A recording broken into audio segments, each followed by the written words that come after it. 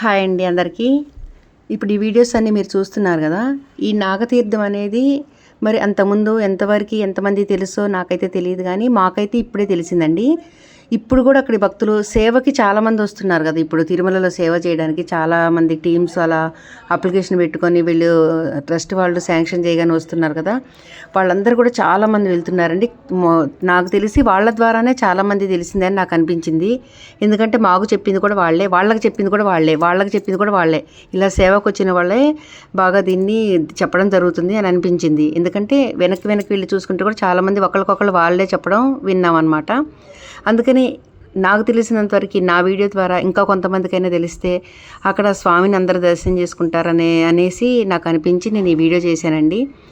చాలా బాగుందండి అక్కడ నాగతీర్థం అనేది. అసలు ఎంత అద్భుతంగా ఉందంటే చాలా బాగుంది. నాకు తృప్తిగా అనిపించింది వెళ్ళినందుకు.